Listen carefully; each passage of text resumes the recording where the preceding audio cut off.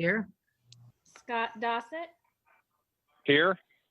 Katrina Kendall, Here. Daryl Price, Here. Excellent. We have our crew. Let's approve the agenda. I'll take a motion for that, and then we'll come to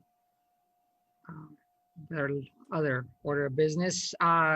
Scott, since you're on the phone, you probably don't have the same access. We'll just have the regular item 3, new business, which will be the training, and then Q&A for us, then public participation. Mike won't be taking questions from the public, just from us. So he'll step out, and then we'll have public participation, and then an adjournment. A motion to approve this agenda, please. I've moved that we approve the agenda for today. Thank you, Daryl. A second?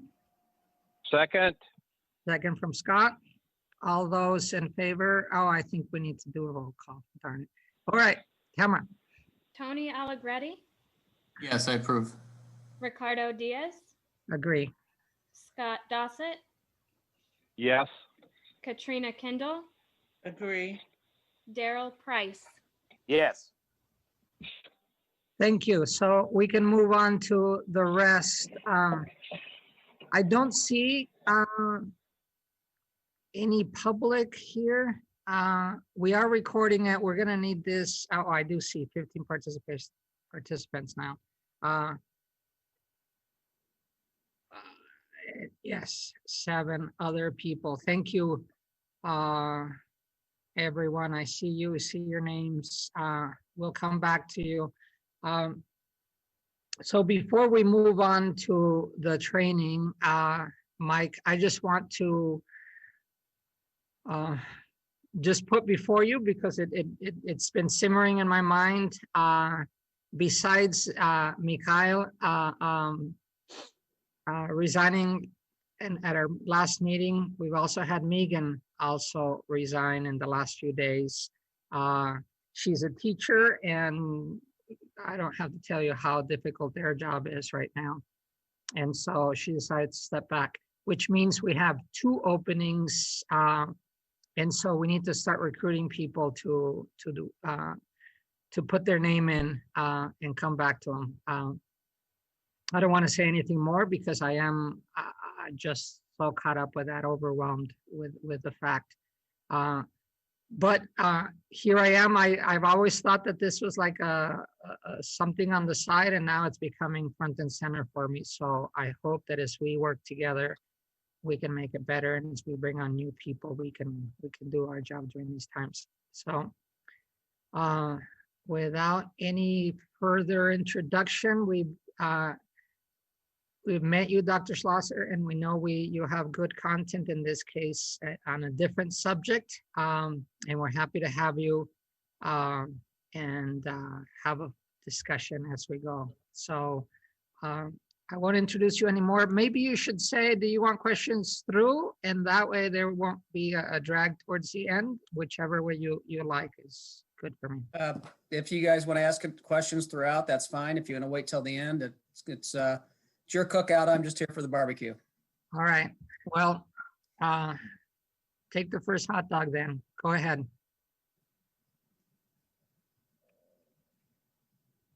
All right, let's get started. First, I want to thank you for inviting me back. And this is a topic, along with use of force, that is very important to me. I do travel around and teach this non-escalation and de-escalation training all over the state, in the Midwest. I've been doing it for a very long time. I think it's critical, and I think it's even really becoming more critical today. But I also have been training non-police for different groups. Like I train most of the departments on campus and just other, businesses, companies, and because it can apply to everybody. So what I'm going to do tonight is, and of course, keep in mind, this is a kind of a shortened version of it, because the recruits get 8 hours of it. And then we have 80 hours of scenario-based training, and they get to practice it throughout the 14 weeks. So this will be just kind of a mini version of, and I will make it applicable at times to police, but also to the civilian world. So I will get started if I can, not very technologically advanced, but I'm going to try to share my screen. Wish me luck. With you. Let's see.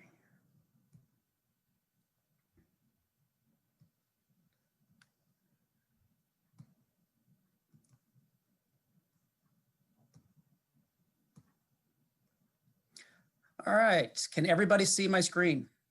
Yes. Okay, good. I feel better already.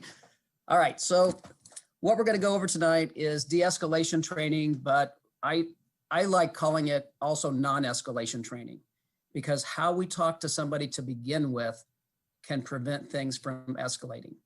So these will be tactics, and if you don't remember anything else from this kind of shortened version and not getting repeated scenario-based training, the two primary things I'd really like you to focus on and get out of this are the thing that we call the 5-step and empathy / deflection phrases. And if you can grasp those two concepts, then I think it would help everybody who is in a situation where they feel like they need to de-escalate or they want to prevent things from escalating. So, and in fact, I'm going to start first here with my mentor. In the late 1980s, he was my first instructor, and he was my mentor. He passed away a few years ago, but this is Dr. George Thompson. He was a professor turned cop, and he studied cops for years, and he came up with something called verbal judo. And how he did that was he could see in the real world, what is it that these cops are doing where they get people to comply and things don't escalate most of the time.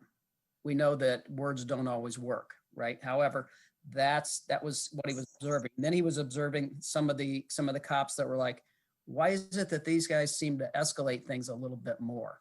And so he created a program that he did not credit to himself, but credited to the officers that he studied. So I just like to give a shout out to my mentor. All right, I think I said this was important, didn't I? 5-step. All right, so we're going to go over the 5-step. And a lot of this is common sense. A lot of the things that I'm going to tell you, it's like you'll say, well, yeah, that makes sense. I get it. But sometimes under stress, without practice, sometimes under stress, it's hard to, facilitate the 5-step or the empathy phrases and things like that. But so the first step is if I want somebody to do something, okay, no matter what it is, I am going to ask that person, because people would rather be asked than told to do something. That just makes sense. But we have to remember that as soon as you ask somebody to do something, they're thinking, well, why do I need to do this? And so, we train our officers, and I train civilians, that if you want somebody to do something, ask them, but then explain why. Take the time to explain things to people. You don't have to get in a hurry, but if you can set context and explain things, and the more you can make it sound like not that big of a deal and kind of minimize it, the more likely you're going to get people to comply with you. Now, that may not work. We may have to move into the next step. And that next step is presenting options. So if I want somebody to do something, I ask them and I explain it to them, and they don't want to do it, well, they need to know what their options are. So I need to make that option, even if they don't want to do it, a good option, especially relative to what would happen or could happen if they don't comply with that option. So I'm going to explain to them, right now, this is all we have. This is what we need to do to take care of it. Unfortunately, if you're not going to do that or you're not going to comply, this is what's going to happen. I don't want that to happen for you. We are always on their side. We are always showing that empathy. We want to understand and we want to help them. So it's like right now, hey, this is all we've got. Let's get this taken care of, because we don't want this to happen to you. Let's just say, this is what we've got. So, so you kind of go like good option, bad option, back to the good option. And then most of the time you will get compliance at that point. And I think that, there's not a national database, but if you look at the different studies, you will find that out of all arrests, somewhere between 80 and 88% of all arrests, people do comply. And of course, we know that's not going to make the news. You know, two officers go into a violent domestic or a disturbance and the person complies with the arrest. But that's what happens most of the time. But if you're still not getting compliance, we want to give somebody a second chance. We want to maybe explain things a little bit further and explain what's going on and why we need to do it. And then have some sort of phrase like, you know, sir or ma'am, is there anything I can say, you know, to gain your cooperation? You know, I'd really like to be able to help you. I'd like to think so. So then you still may not get compliance and things can escalate from there. And then, you know, it could be a situation where for a police officer, that means make an arrest, or that means call for backup, or that means disengaging. Could mean a number of things.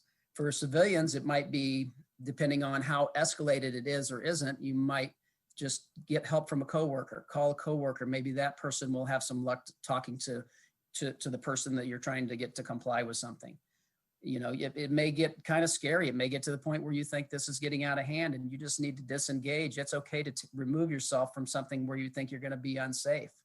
Worst case scenario, protect yourself. I mean, hopefully, you know, I don't know what jobs everybody else has here, but if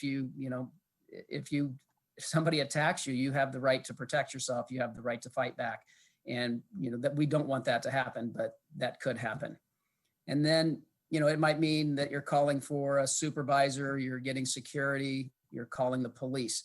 And so these are the steps that we want to take, and most people will comply within these steps. But a lot of times I've talked to different companies and different departments here on campus.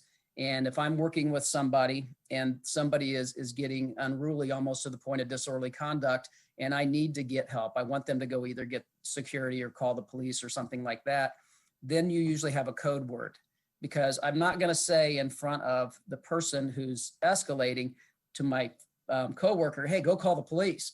You know, that's only going to escalate things more. So we would have a code word. There's several departments here at the university that the code word is, you know, can you go get the red folder? And that means go call the police or whatever they've set up. Of course, if you work somewhere where they have a red folder and they come back with a red folder, don't use that one. That one wouldn't be good. But, you know, I had another group that said, well, we say get the CTP folder. And can any of you figure out what that might mean? Get the CTP folder. Call the police. Who said that? I did. Daryl. Call the police. All right, you get an A today. There's my first A student. Nice job. Thank you. So, all right. So I gave I think a little example of this last time I talked to you guys, and it's the easiest one to use via Zoom.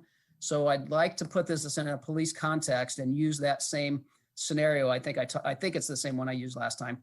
And because I've been teaching this all over the place to, well, 300 wellness support associates here lately. But so if I could get a volunteer to be my role player, and don't everybody volunteer at once. I know how that is. Everybody always says, pick me.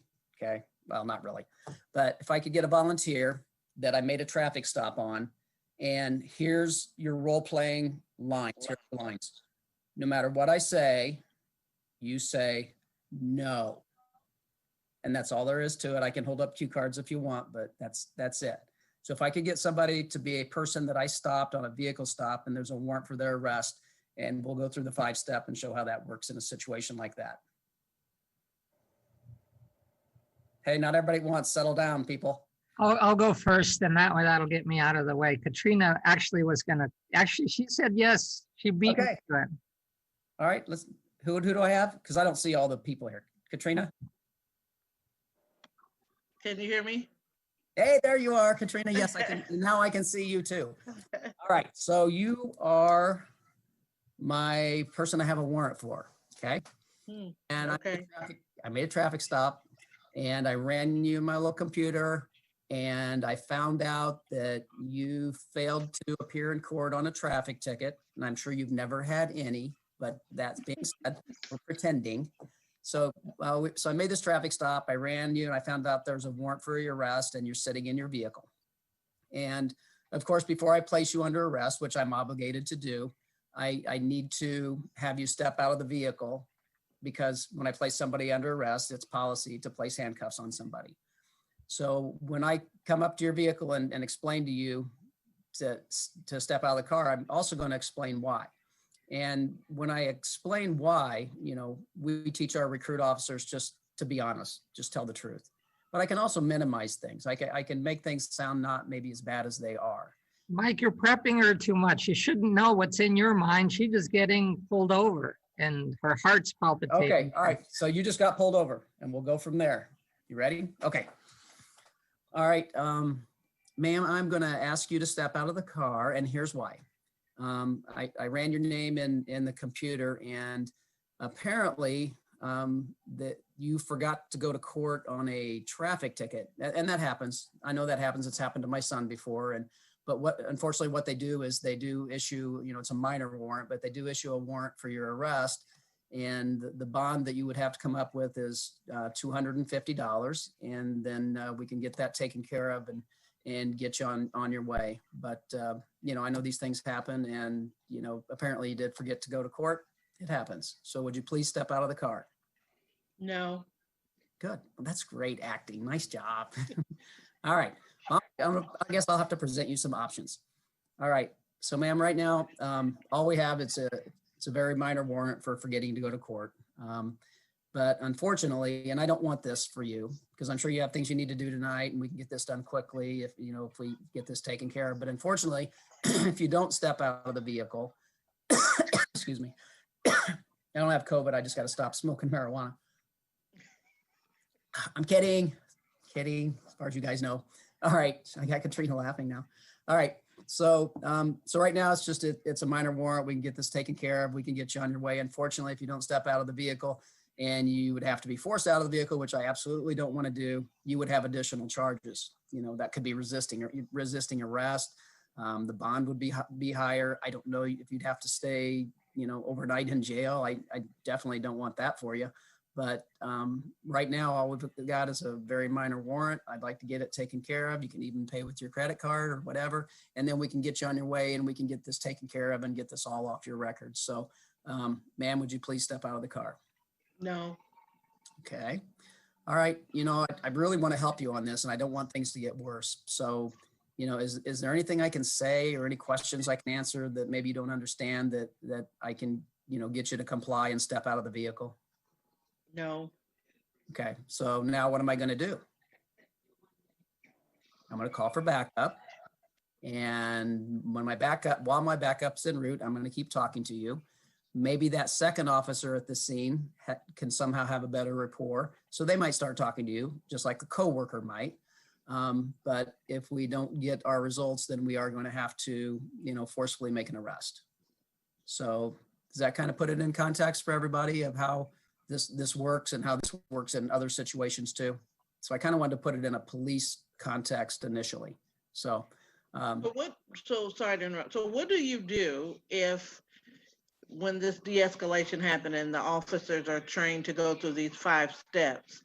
What if I don't speak English? What if I speak a total different thing and all I know is the word no? If I've been taught that, yeah, your officers are going through these steps quickly and I have no idea what you're saying. And all I'm used to saying is no for everything. But sure. now you escalated it and I don't know what's going on. Yeah, that's an excellent question. And if I can realize that somebody doesn't speak English, and which was very possible, and then I'm going to get a translator. And luckily here, especially with like the university and Champaign County so diverse, we have translators for many languages. Since I'm limited to English, and I don't do that great, but okay. Any questions about the 5-step before I move on? So this is what we're trained locally. Are there other models? Are there other ways of training de-escalation? At the police level, I understand that on campus, there's got to be a red folder or whatever, but this is, as a police, what they're trained and what they're supposed to do is our goal here. Yeah, so there's other forms of de-escalation training, and it's becoming a big market now, as you can guess. And a lot of the de-escalation trainings that I've gone to, I try to go to as many as I can. A lot of them don't have concrete things like what to say, what not to say, what steps to say, to do. And even if let's say I don't have this memorized, I can realize that from this, I need to talk to people with respect and empathy. I need to ask people to do things like I need to explain things. And if it's not exactly like this, but I'm taking my time to explain what's going on, and and I know the consequences for them if they don't, like I'm going to explain that. So it's taking the time to explain the things that I know as a police officer while I'm thinking all the time, I am on your side and I don't want these things to happen to you.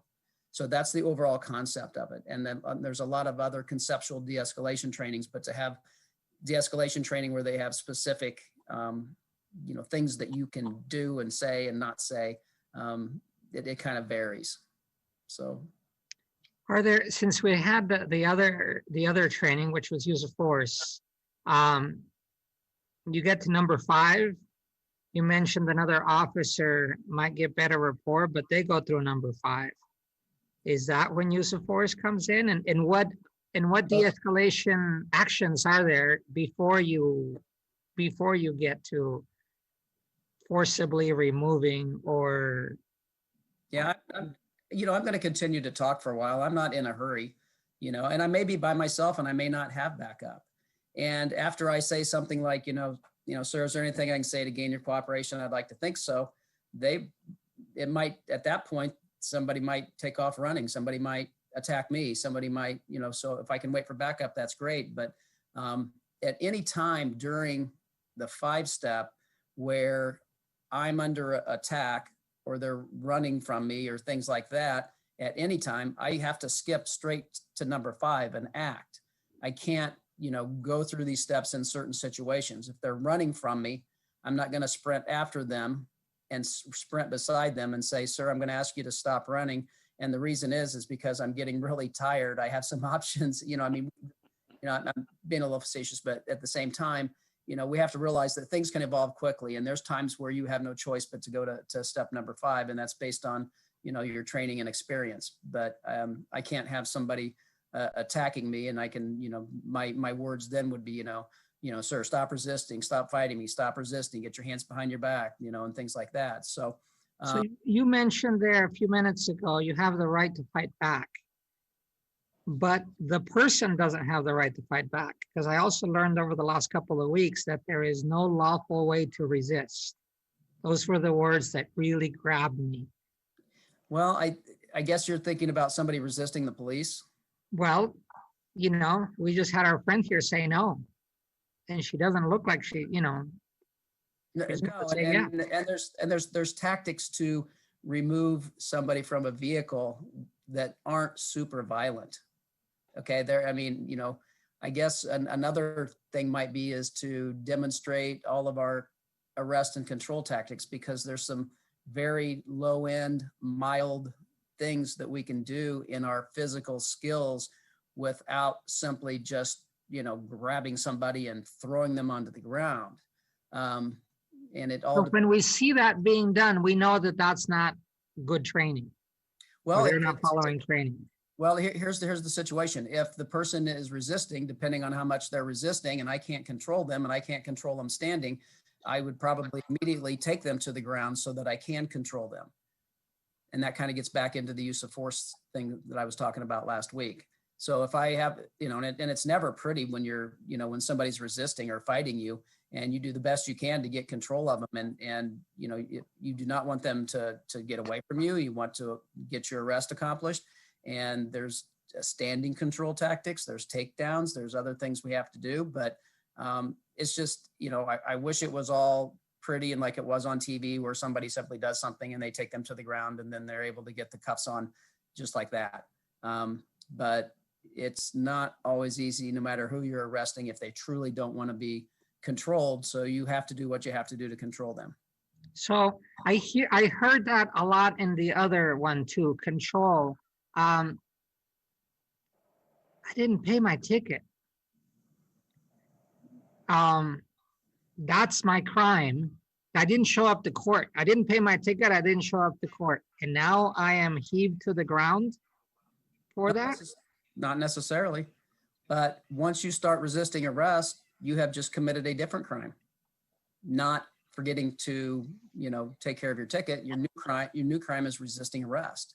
And I'd like to be able to just get control of somebody and escort them out of the vehicle. And depending on the totality of the circumstances and how much they're resisting and how much they're fighting, that determines the tactics that I need to do.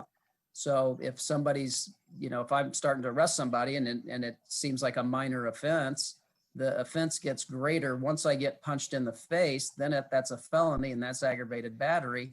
And then it is a much more serious crime. Even though the initial arrest, a warrant that I'm obligated to make the arrest, started out as just something minor, it can certainly build up to me getting punched in the face and then it's aggravated battery. And then I have to use more force so that, because I'm getting attacked. And so we have to think about it like that. It's just like, okay, this was a minor crime, but now somebody's fighting me. Now maybe there's a weapon involved. Now maybe there's, so we have to look at it. The crime can evolve. So, Sorry. I just want to, Katrina, let me finish this one because it's very interesting to me. There is no way to resist arrest for a person under that circumstance. I would have to look at the statute. There used to be a statute, and I don't know that now, but you cannot resist even an unlawful arrest. You need to get That's true. That's right. You need to get that taken care of through the courts. You cannot resist an arrest, even if it's an unlawful arrest. Even if this says that there's a warrant for you and the warrant's already been taken care of and it's not out of the system yet, I'm still obligated to make that arrest. And so the person may know that they didn't commit this crime because they took care of it. So even if it's an unlawful arrest, you still can't resist. So the best thing to do is to go along with it, and then we can get back and figure things out and maybe sort things out at the station even. Yeah. But, But people, I think, need to know that any resistance at that point is going to escalate and give you a new crime, even if you've taken care of it before. If you've taken Yes. care of the first two, now I resisted arrest, and now I get arrested for resisting arrest. Yeah, and I've had those situations before because Katrina might have said, no, I already took care of that. I just took care of that yesterday. And I would say, I believe that maybe you did. I believe you, Katrina, but right now it shows that you have that warrant. I'd like to work for it, but as my job, when it says there's a warrant, I have to take care of it. But we could go get this sorted out. I wanted to clarify that. Sorry, Katrina, I interrupted you. That's okay. I have two questions. Your one just came out of that. So had you had stopped me and your warrant or my warrant is still in your system, but then I produce all the papers that I got from the court when you stopped me, are you still going to arrest me? Do you still have to take me to the station? If I can determine that takes care of it, then I wouldn't. I would have to make sure that matches up with what the warrant's for and that truly is for that case. And then, no, I don't. And I can, and if it ends up where you fooled me, I could find you later, I suppose, right? I mean, Okay. it's a minor. You're not going to leave the country for it. Right. My other question is, when you are teaching the police officers or the question at hand, even though these are wonderful and a lot of times, sometimes it's almost like a recipe where you have steps, but you've done it so many times, sometimes you skip a step. Do you have statistics where you might have an officer go from 1 to 5 and skip the steps in between? The only time they would skip the steps would be if something happens, if there's some sort of danger for the officer or there's something else comes up. But it's not necessarily even, I don't think we're going to get a lot of skipping the steps as much as we're going to get officers using this 5-step to just understand that I need to talk to people. I need to explain things to people. I need to ask people to do things. And it becomes very common after a while. And, and most police officers are very good at this. It's just, knowing that, the consequences if you don't. So it may not be like, here's step 1, here's step 2, here's step 3. It's just like, you're talking to people like a normal person. Right. I think it's just that in our community, when you listen to those that a have had a negative impact with police officers, sometimes it's things that they don't know and don't take the time to answer the questions. But then when they are retelling the story, sometimes even bystanders don't get that, hey, is there something else that we can do? This is the reason that I stopped you. Sometimes, and I have been firsthand in that, you don't get these steps. So it's good to know that there are steps that they're supposed to be taken. And when they're not taking, how a person can politely and correctly and lawfully respond to what's going on. So I Yeah, appreciate. yeah, and I think it's important to understand too that, and we're going to go over this a little bit later, but to understand that officers need to be professional at all times, you know, and calm and talking to people. And one of the videos that I use on how to do everything wrong, and is everybody on the board familiar with the Sandra Bland case, I assume? Don't assume. Okay, so the Sandra Bland case was the officer that stopped a female for a very minor violation. I think it was failed to signal or something like that. And Sandra Bland was stopped, and this officer The Texas. started out okay, but he took things personal, and you can't take things personal. You have to remain professional. And it is my opinion that things got suddenly worse when he was angry with her because she would not put out her cigarette. And I'm thinking, my gosh, just let her smoke her cigarette. Give her her warning ticket for her minor violation. And that officer escalated everything. And just kind of on a side note, some of you may know who Sharon Cooper is. That's Sandra's sister. So on a side note, I was involved in a panel discussion, and Sharon Cooper was on the panel. And I had the opportunity to talk to her before, after, and have a couple more conversations with her later. But before the panel discussion, I said, you know, this is what I use and this is how I use it in my class. And I had just taught it that day. I said, are you comfortable with me, you know, talking about that? And so I did. But she was very impressed the way the University of Illinois Police Training Institute trains in de-escalation training, trains in vehicle stops. And I actually did got a little spot on Al Jazeera and a couple other things where I was able to talk about what we do based on her being impressed about what we do. So, any other questions on the 5-step? Apparently not. Okay.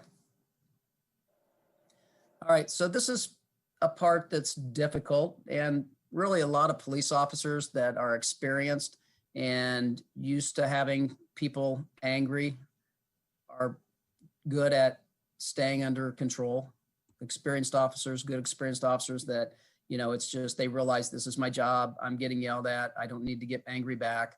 But I would say for my advice for, civilians would be, non-police, would be to slow down your breathing. And I don't know if any of you are familiar with, mindfulness training, meditation, things like that. I'm not saying stop and meditate, but there are certain breathing techniques that have been proven scientifically that will lower your heart rate, reduce your blood pressure, and reduce the stress hormones in your body. And so sometimes just taking those slower and deeper breaths will help you stay under control, because it's hard to stay under control sometimes in those, very emotional situations. All right, so we have something called professional face and personal face. And the thing is, we don't want to take things personal. We have to remain professional, and because we have to remember who we're representing. And sometimes when one person within a profession does something that's awful, it reflects on the entire organization. And that goes for any job ever. That goes for, teachers, doctors, whatever, people that, we need to remain professional. So, the police officer is representing their agency, they're representing their supervisor, their chief or sheriff. They're representing, the whole community. They're representing themselves. They're representing their family. And so we cannot take things personal. We have to remain professional. So we have to remember and in policing, I'm representing, if I do something wrong, I know I'm representing all police everywhere. So it's important that we remain professional because we know if we don't, that's only going to escalate things. And I think what we need to remember is that, if somebody's angry and yelling, okay, and yelling at me, maybe even saying things personal about me, Schlosser, you short little bald, blah, blah, blah, or whatever. I mean, they're angry and they're cussing and they're yelling at me. They're probably angry at the situation. They're probably angry at themselves. And it's, or just maybe of how things are today, in society. And they don't know, may not know you personally. They may not know Officer Mike, as a person who's kind of a silly guy that tells dad jokes all the time and is a dad and a husband and a son. And I like the same things other people like, and my, my sports, my Bears and Cubs. And, they don't know me as a person that I am also a citizen. And I don't know if you can tell that I'm a Bears fan, but back over my shoulder here is a picture of Walter Payton, if you were wondering who that was. So if we realize that they're not angry at us, I can say to myself, Mike, that sounds like they're angry at me, but because of my training, I know they're not really angry at me. They're just angry, not me personally. So I don't have to take it personal, right? So we have a little saying in de-escalation, and this was created by Doc Thompson's Verbal Judo. If it feels good, don't say it. And that could be a couple of things, because sometimes under stress and when somebody's angry, because we're all human and we have emotions too, we might resort to being angry back, or we might resort to being so wise and clever and sarcastic that we say some wisecrack remark back to people instead. And those things can escalate, whether it's getting angry back or just saying some comment that you shouldn't say that's just real smart aleck comment that kind of puts them in their place. So if it feels good, kind of is the slogan, don't say it. All right, so here's some. I've been teaching this so long that none of these are mine. I've had people send me things that they've said before, and I thought I'd share them with you. So here's some feel good, don't say it. Hey, how about never? Is that good for you? I see you've set aside this special time to humiliate yourself in public. Feel good? Don't say it. I'll try being nicer if you try being more intelligent. I'd really like to help you out. Which way did you come in? Have a nice day somewhere else. Or the one my son used to say to me, hey, Dad, you hear that? That's the sound of no one caring. But I wrote him a traffic ticket anyway, so. Not related to him saying that, he just deserved it. So, but I don't have time for that story. But, all right, little video clip. Little video clip feels good, don't say it. Some of you might be familiar with this. I can't hardly show this to the recruits anymore because they've never heard of this movie.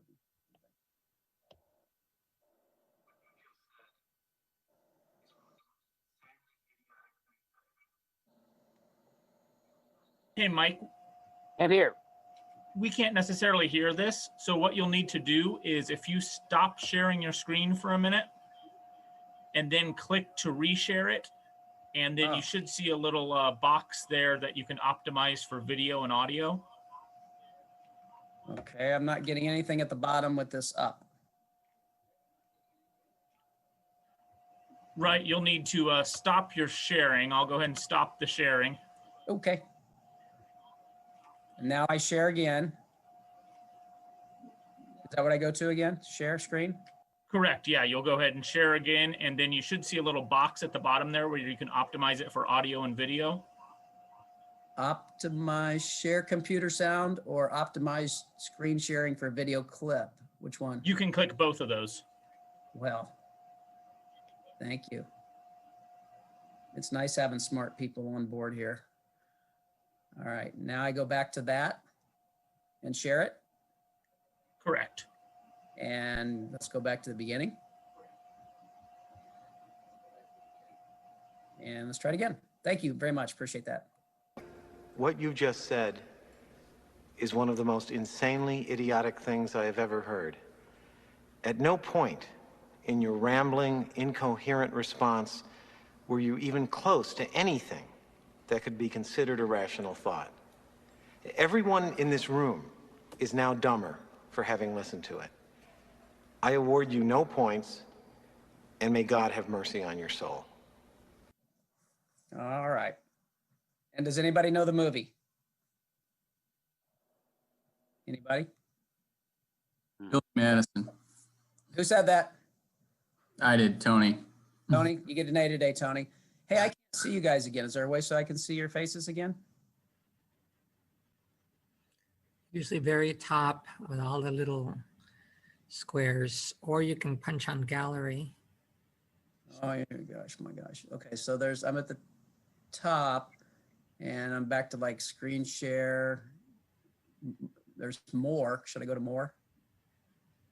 Yeah, it depends on how big your screen, or Show. how about side by side mode under view options at the very top. View. That should help you see little tiny people on the right. Okay, so I've got record meeting info, disable, hide names, show video panel. None of those? No, All right. the very bottom, participants. I've got a participants. Okay, there should be, when you click on it, You're clicking on the little arrow thing and all it says is invite. yes, yeah. So Mike, Go Yeah. ahead. I don't know if you can see where it says that City of Urbana is talking right now, kind of up by your upper right, but it's minimized right there. So right, if you go to where City of Urbana is talking and click one of the squares,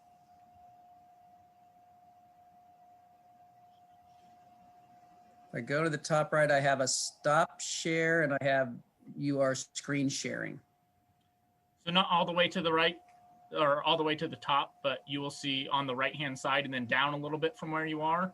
Does it say where City of Urbana is talking, and up a little bit from where you are right now? No. Got nothing. Got stuff up here. Can you guys see like my little pointy thing going to stuff or not? We see your little pointy thing. All right, so do you see anything there that would look like it would help? Well, I don't necessarily see the menu options there. I just see Oh, okay. your pointy thing going across to what's a black box. Okay, so I've got more, remote control, annotate, pause, new share, and then when So it shouldn't be in that. If you click down, like on the actual PowerPoint slide, to get rid of that menu option,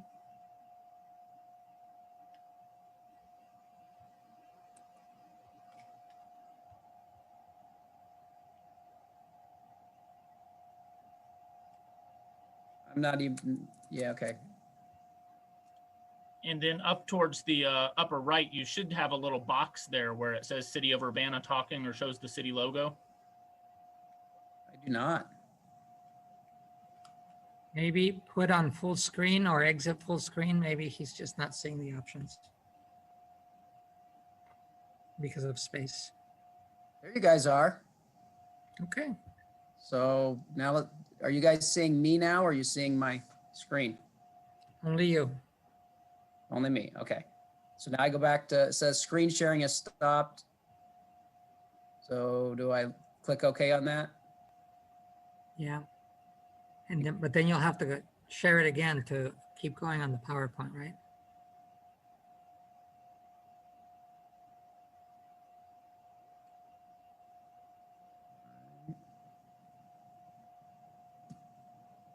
Now you're just seeing the PowerPoint.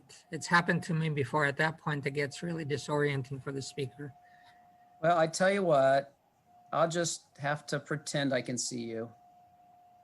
You guys okay with that? I can hear you. No, we don't have an option. So Okay, all right, being arrested, I just have to say yes.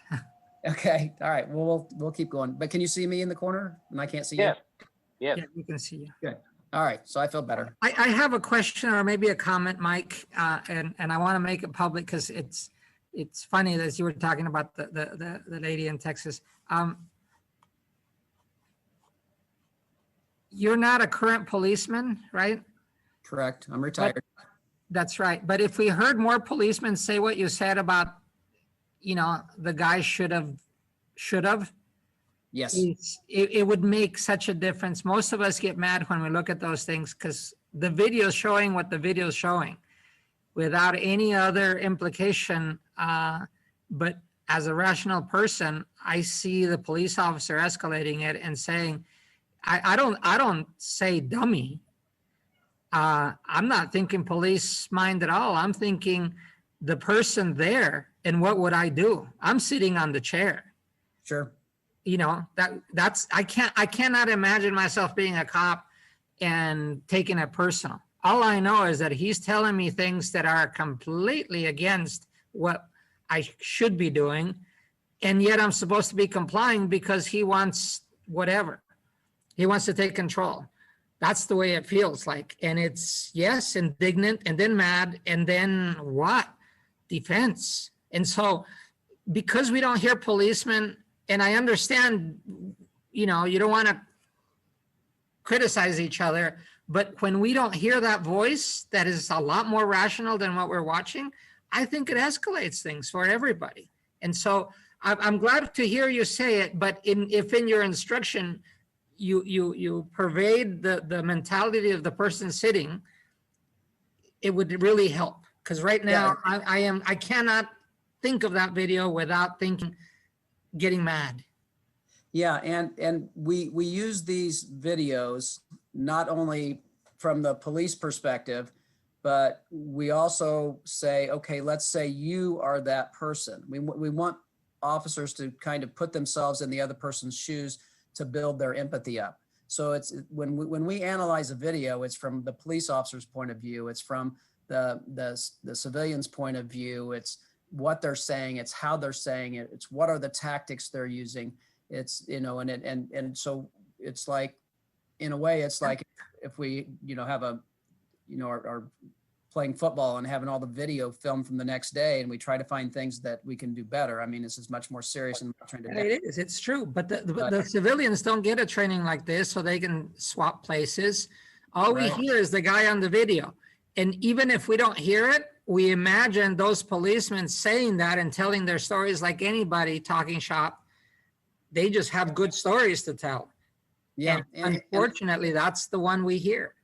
Yeah. And I think that, a lot of times when there's videos, when you're not hearing what's being said, there's times where the officers said everything right and done everything right, and it still ended up ugly.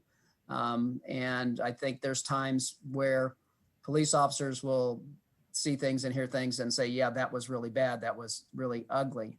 But I think that a lot of officers and people that have formed their opinions about certain things in our lives, it's easy to, we're divided as it is as a nation, but it's easy to, have this confirmation bias, right? It's very true. And of course it works in all ways. As much as there are people that already step into the situation to see that on the video, as much as there are policemen that expect violence and they act as if there were violence, and all it was the lady saying no because she didn't understand.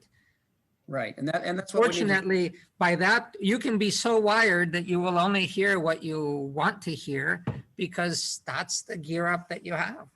Yeah, and I think too when I talk about confirmation bias, which is what I do with the recruits, especially if I'm going to start talking about implicit bias and race and racism and the intersection of police and race, we all have a tendency to have Facebook friends and seek knowledge and believe everything that aligns with our beliefs and our attitudes. And we have a tendency, even if this other is correct, to discard it or not remember it or see it differently.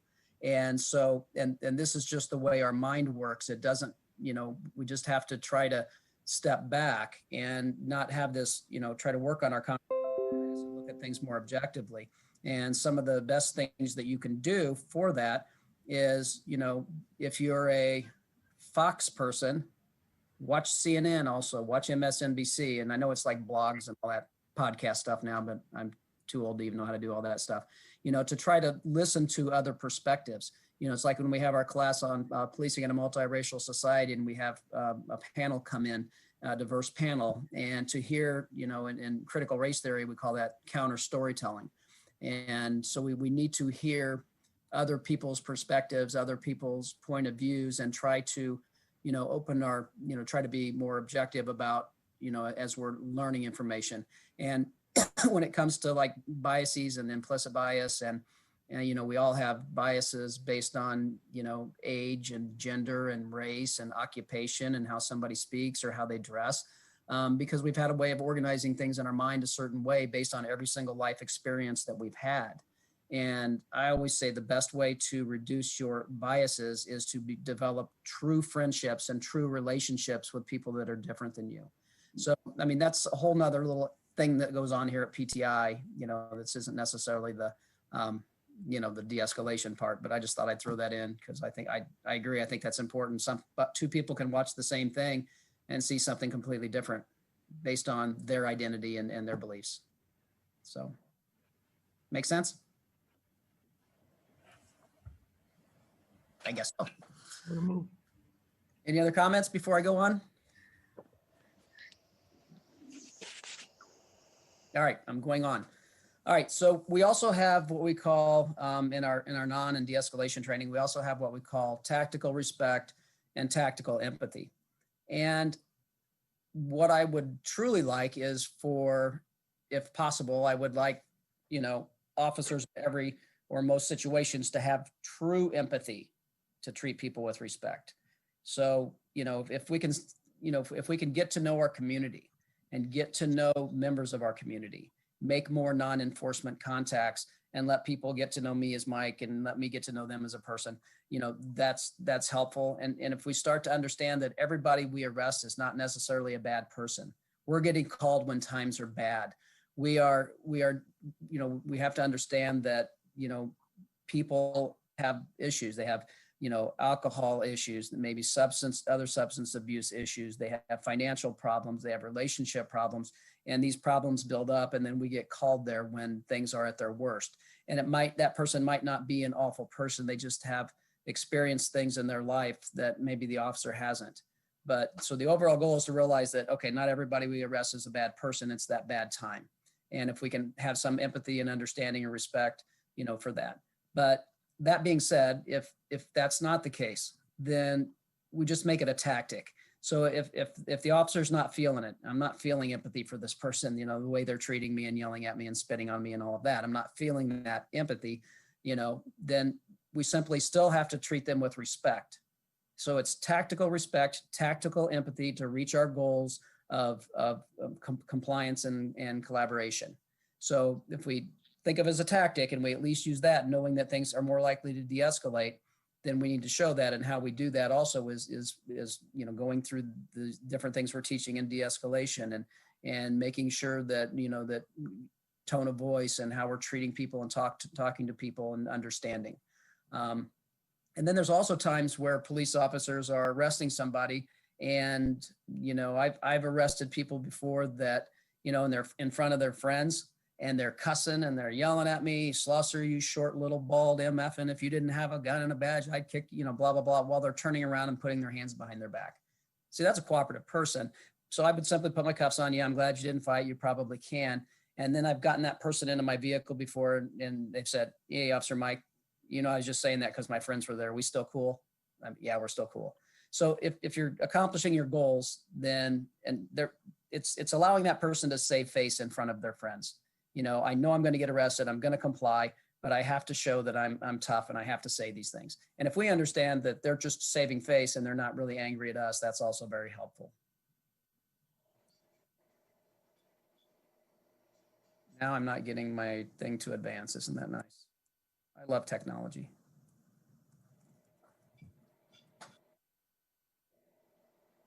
getting it to do anything. If it continues to not advance, Mike, what I would do is stop your sharing. Oh, I got Oh, it. I there got it it. moved. On a roll, like butter. Okay, here we go. All right, so here's the other trick, and this goes for everybody, okay? Civilians, cops, and everybody. And it's important to be a good active listener. And the truth is, people are not good at being an active listener. Most people are waiting to talk. And here's how you can test that. So you're sitting around with your friends and you're having a conversation about whatever. And once you figure out in your mind the more brilliant thing you're going to add to that conversation, you've stopped listening to them. And in fact, you may even interrupt them. So it takes practice, because if somebody's angry and they're yelling and cussing, between all that yelling and cussing, they might be saying things that they're truly upset about, and you're able to pick up on that and able to start paraphrasing some things back. And you know, it sounds like you're upset about this, and might create some dialogue. But if we're not good active listeners, and then we're not going to be able to do that. So the goal is to generate voluntary compliance, cooperation, and even collaboration. So, kind of what I'm talking about people not sounding like they're cooperating, but they are cooperating. So as long as you accomplish your goals, what they're saying doesn't really matter. Say what you want, do what I say. You can have the last word, I have the last act, because I'm not going to take it personal. They're complying with me. All right, so we also have what's called anti-peace phrases, and sometimes it's just so natural for anybody when you walk into a situation where people or somebody's yelling and upset to just simply say, hey, calm down. Well, calm down doesn't work. I don't even care how you say it. Hey, just calm down. Calm down is not going to calm anybody down. And these are just examples of things not to say. What's your problem? And I hope everybody gets this one. You people, hey, come over here. I'm not going to tell you again. And of course, most cops will tell you again, hey, because these are the rules. Now, if you're working in a job and this is the policy and you're trying to get somebody to comply, I don't want you to say, hey, that's the policy. What I want you to be able to do is, sir, the reason I'm asking you to do this is because this is our policy. And the reason our policy exists, if you can get that next step in why that policy was created, that can be very helpful. And of course, these are, business, why don't you be reasonable? And, everybody even being unreasonable thinks they're being reasonable. They're not going to stop and say, oh, Mike, thanks. You told me I was not being reasonable. Now I'm going to be reasonable. And you know what? You wouldn't understand. There you're calling somebody stupid. So you may as well finish your sentence. You know what? You wouldn't understand because you're really stupid. That's what they hear. And what do you want me to do about it? So these are the things not to say, and the calm down is, I think, the hardest for people not to say when things are escalating. So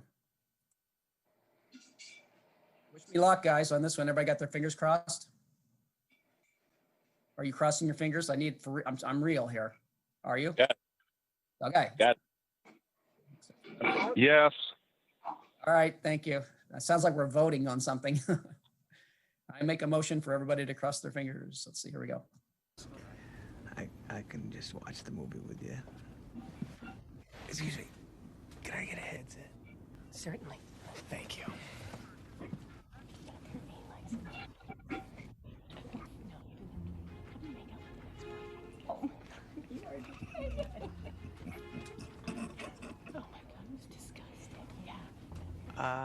Miss? I'll be right there, sir. Where's your headset? She's busy right now, but it's coming. For crying out loud, you're missing important plot points. Ma'am? Could you give me a second, sir?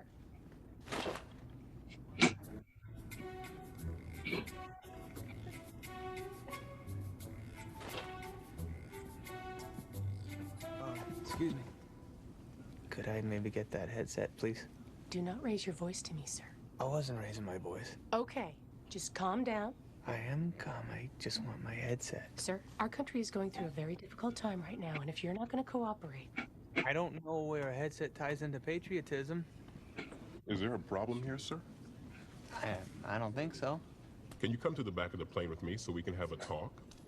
Talk about what? There's not a problem. The steward is just... The flight attendant. The flight attendant keeps ignoring me when I ask. Calm down. I am calm. What is it with you people? You people. Oh, now wait a minute. I don't mean you people. I mean you people. Sir, I will not tolerate any racist behavior on the plane. This is a very difficult time for our country. I know that. I'm not a racist. I just want to watch the movie. I'm only going to say this one more time, sir. Calm down. I'm calm!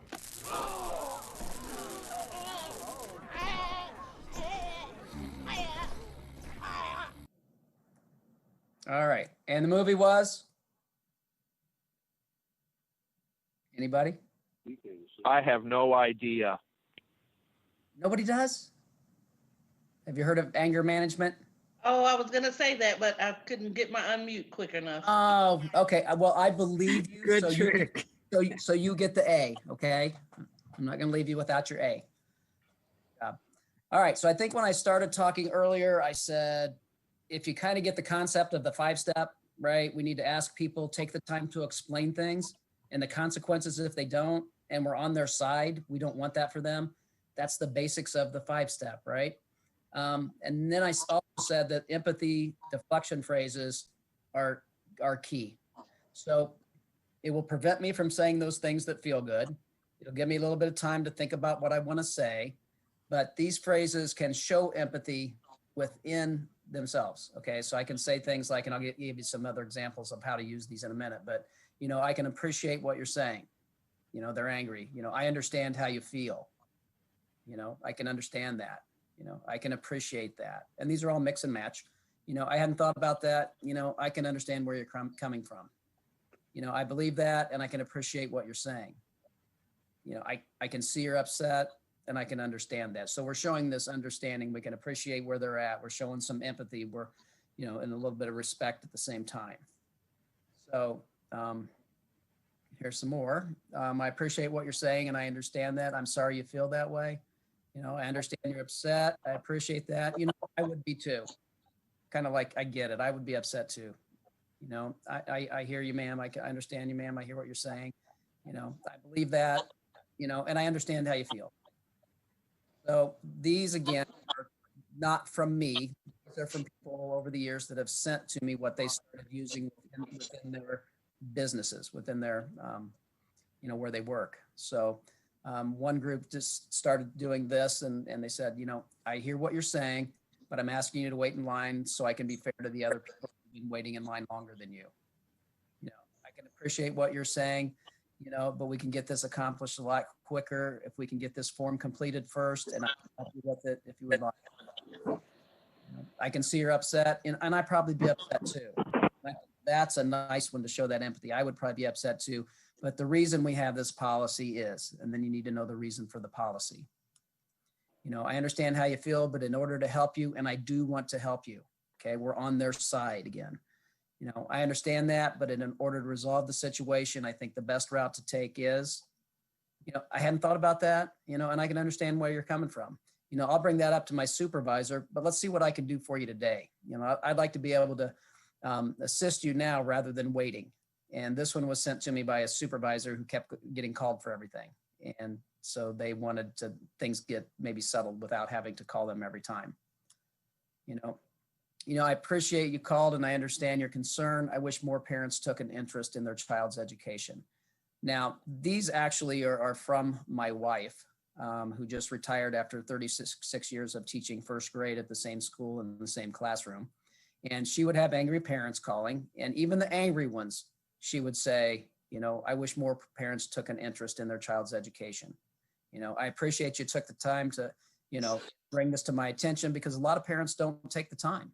They're upset about the homework. So, the idea of homework is not to punish, and it shouldn't be to the point of frustration, but it should be challenging. There's no reason we can't find an alternate assignment. Maybe you can just pick out 10 words to practice. So Mike is still getting practice on sight words, but it won't overwhelm him. I can see you're upset, and I can understand that, but since you don't have the documentation with you, I'm unable to go any further. Is there any way you can bring it back in? It certainly won't take long once you do. The reason we require that is so that no one else can obtain your private information. And these have all been sent to me over the years from different groups. So that's the basic. I've had so much luck over the years, using these things as a cop, that just using these deflection phrases to keep myself from saying things I shouldn't, and showing that empathy and showing that understanding, and just, showing that I'm on their side and I'm for them. So now we have the art of interruption. So sometimes you're talking to people that they won't shut up. And remember, words don't always work, and this doesn't always work. But if you can make it all about them, they just may stop talking and start listening. I may say something like, sir, I can see you're upset, but I just, I want to make sure I understand what you're telling me. What you're telling me is, and we're paraphrasing back what we're hearing because we're active listeners. I want to make sure I understand you. I want to make sure this is important. I want to make sure I get this right. What you're telling me is. So anything like that, where you make it about them, then there is a chance that they might be like, okay, I want to see if you understand. And then they might say, well, no, that's not really what I was mad about. Okay. So to be able to, use some type of deflection phrase or empathy phrase and paraphrase back to somebody and know that I want to get this right, I want to make sure I understand you, things like that can be very helpful. Then we have what's called tactical piece phrases. And if you just skim through those, I call those just being polite. So please and thank you go a long way. My mom taught me. All right, so when we approach somebody, whether it's in business or in police, it's always good to introduce yourself. It's good to explain your title or your position, because then they know that you're in a position where you can help them or you have the authority. And if possible, if things are going bad where you're talking to somebody at your business or your company, and it's nice if you can take them aside. And so, good afternoon, sir. I'm Officer Schlosser with the Rantoul Police Department. Can you step over here and chat with me for a minute? I think I can help you out.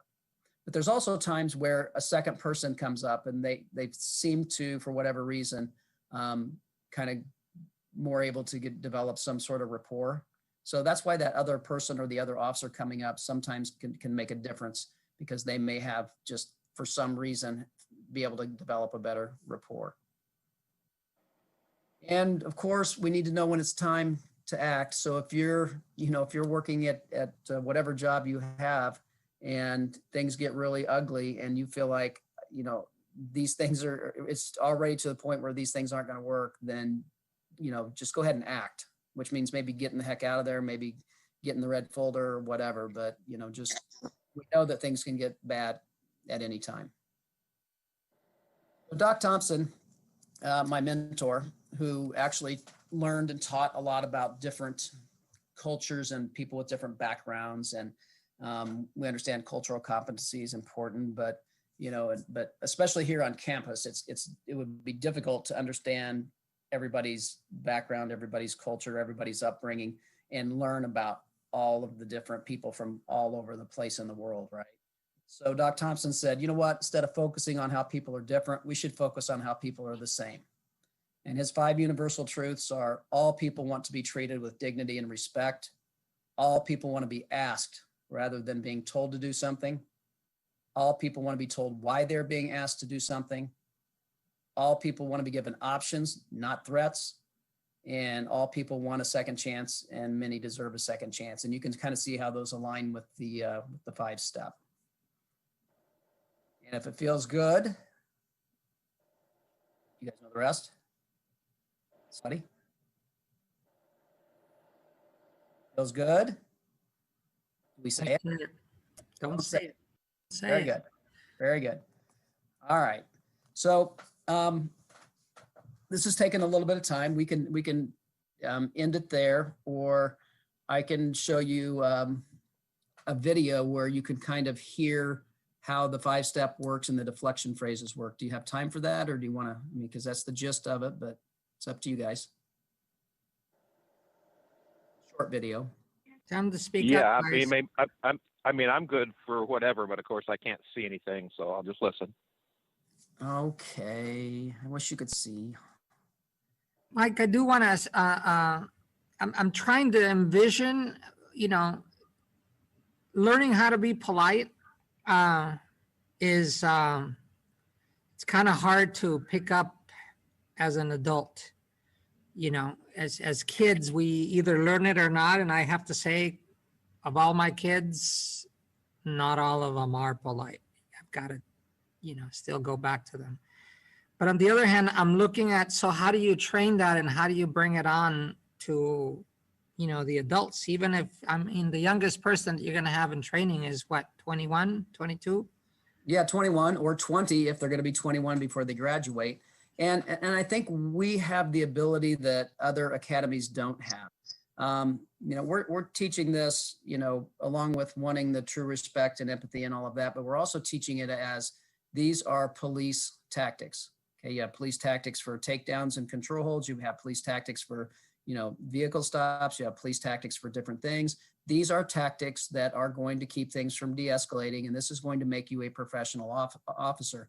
And we have the ability to practice these skills in dozens and dozens of scenarios in small groups. And it's like, so they're practicing their scenario, small groups, maybe 1-2 officers doing the scenario. And then it's also important after the scenario to have a good facilitator to facilitate a discussion. And even the small group, the people that aren't going, that are watching, they can pick up on these things.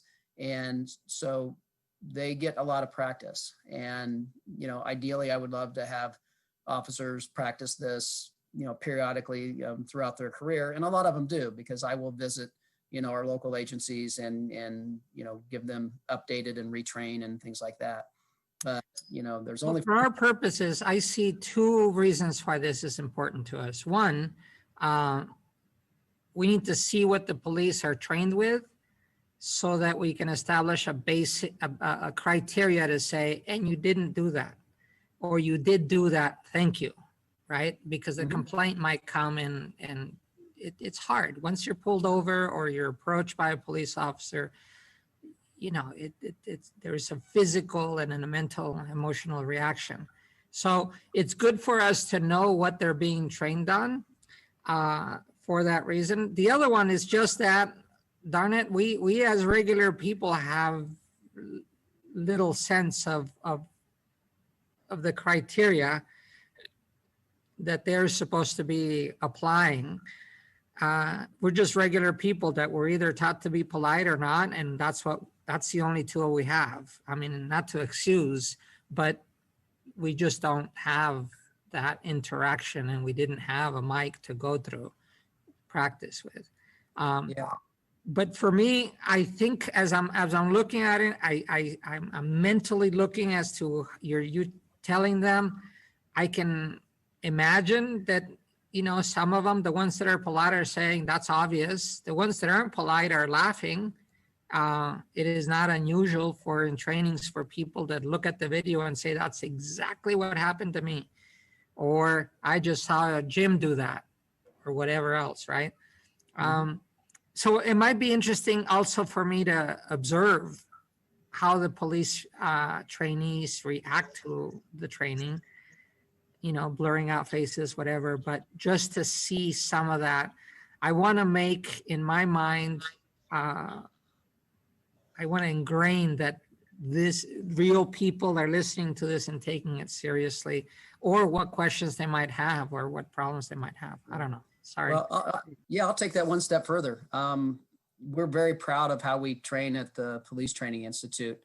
And if anybody on your board wants to come and visit and watch some of our scenario-based training, you know, to see how these recruits are doing, you know, we're not an academy like a lot of them where they learn everything the first however many weeks, and then the last week or two we bring in scenarios.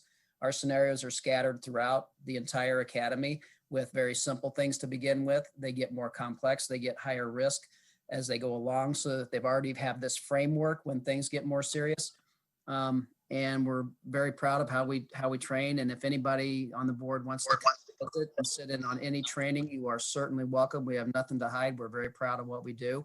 And if you do, you send me an email and I look at the schedule and find out when scenarios are and give you an idea of, you know, hey, here's some scenarios. Would you be interested in watching the domestic violence scenarios or the, you know, investigative stop scenarios, or vehicle stops or whatever you want to watch? yeah, I'd be happy to have you guys come and All watch. right, thank you for offering. I think it is important for us to enrich ourselves, especially I've never had any kind of police training Yeah, except and exposure. and another suggestion, and I know people on the board have done this before, but once this COVID thing gets to the point where I can start offering our Citizens Police Academy, we do that every spring, and it's 10 Thursday nights in a row from 6 to 9 with speakers in different areas of policing. And I think it's very valuable to learn more about police work in general. And then at the end of it, a ride along is offered. I don't know if any of you have ever done ride alongs, but you know, that's part of the program too. And you will have police officers come in, we'll have, you know, state's attorney come in, we'll have different people and trying to learn about, you know, police training here specifically and laws and dues, you know, things like that. So So that's the citizen police training. Actually, Citizen you just police triggered training. something that I think we members of the board need to reiterate. Our Urbana Police Department has made an exception since COVID. You know, ride-alongs are not normal. No one else is allowed, including recruits, but they've invited us to do ride-alongs. Excellent. So we are invited, and you know, you can just contact Rich and he'll direct the mail to do. We are actually required to do ride-alongs, and I find them a really good experience. Yeah, I think that's important for you guys to do, and I'm not surprised that Urbana allows that. They're very good at you know, doing things like that. So excellent idea. Do a ride along. Do more than one. Yeah, we required several hours. Does anybody else have any more questions for Dr. Schlosser? And if not, we can take this and in essence, you know, close the tape on this one. If there's especially anything that you think that you might have wanted to hear, and leave it for the new people that will come in and watch this tape instead of getting the trainings live. Anybody? This is Katrina again, sorry. In your de-escalation training with all of your scenarios, how much of those scenarios deal with mental health? Well, I think we're the only academy that's done this, but I think it was about 3 or 4 years ago, I brought in an entire 4-hour block of scenarios on interacting with people with various mental health issues and in crisis. And the thing is, I think also it's important what we do that might be different than some of the other academies is all of our role players are trained in how to be a role player, on how to, you know, they're all trained in de-escalation training. They're trained in, you know, some of the mental health stuff so that they actually know their role and they know how to respond accordingly to the officers and how they're doing. And some officers, you know, early on might come in on a domestic and just say, hey, calm down. And then they raise it up a little bit, but then things get kind of ugly, but then they realize we're learning. And then the officers start figuring out, oh, I need to use these skills, and they start bringing it back down for them. But, and the ages of the people that you use for your role play, do you use teenagers in your role play or elderly in your role play or non-English speaking people in your role play, or do you use the same type all the time, an adult male or an adult? No, the age and yeah, it varies. It varies a lot. I mean, yeah, our oldest might be, well, I don't want to say how old because he might be listening and I might guess too old, but yeah, that varies.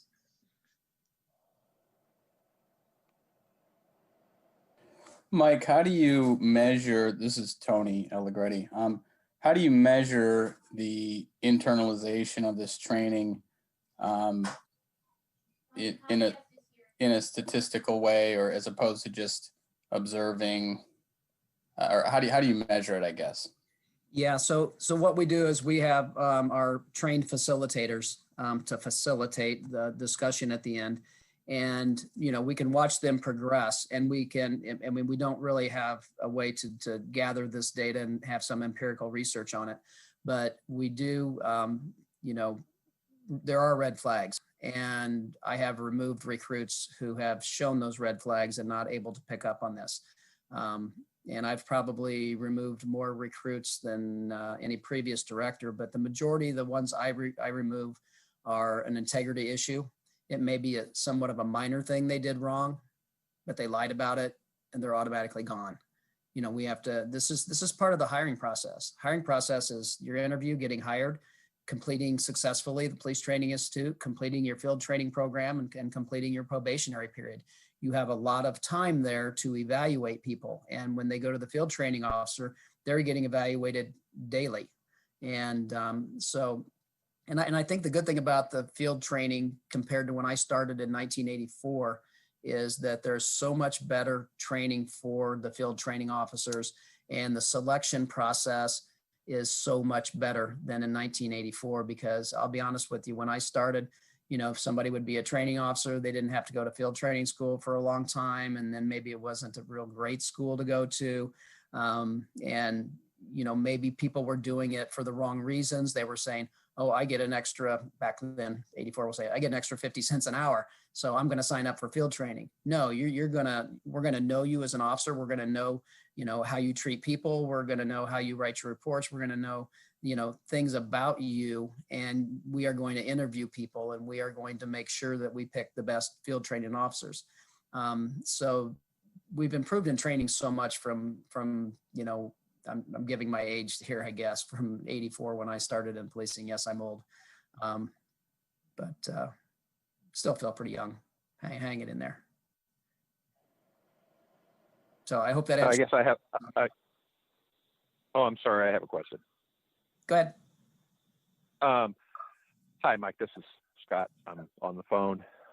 I mean, inevitably, these systems are going to break down, and you know, you have a mix of officers that are at a scene, and everybody is hyped up, you know, looking for the gun or whatever.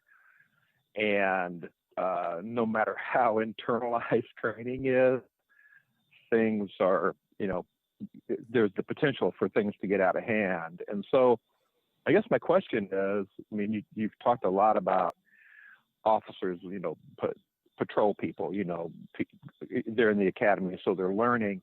Are there any specific trainings that you or other people offer, which would be more on like a patrol commander or like a sergeant level? You know, when you inevitably have these breakdowns, hopefully there's going to be somebody who can kind of pick up from where you are and move forward, and maybe come in with a more effective kind of de-escalation strategy, sort of like a second tier. Are there scenarios that you develop that are specifically about that? You know, an area I'm interested in recently, especially, is, you know, whether people who are trained in social work or psychology can be brought in to kind of insert themselves in these at that point. And of course, there's a lot about command structure there.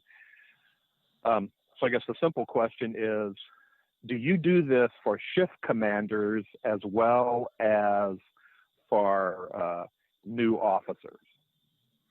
Good question. The majority of the training that command officers are going to get are going to be specialized schools that they're sent to. A lot of them might go to the FBI Academy for so long, or training at Northwestern Institute or whatever's called up north. And also there's continued training through our mobile team units around the state for veteran officers, and there's special schools for, you know, for different levels of, you know, whether it's sergeant, lieutenant, captain, whatever.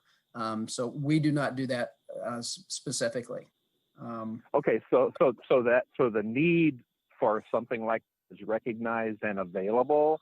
So then it becomes up to individual departments to facilitate that further training for, you know, like command staff. Yeah, Is that the so way? like, Is that the way? yeah, chiefs and sheriffs have additional training that's mandated, just like everybody else does below them. And their training is more specialized in the leadership aspect. Something I want to, there's also something called crisis intervention training, and that's a week-long class. And that's a little more intense, a little more in-depth, which involves a lot of de-escalation and involving people in crisis.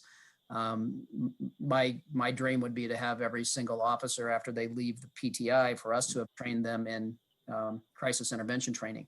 I couldn't convince the Illinois Law Enforcement Training and Standards Board of that, but we do give them some of that. We picked some of that up, and we do train them in some of that.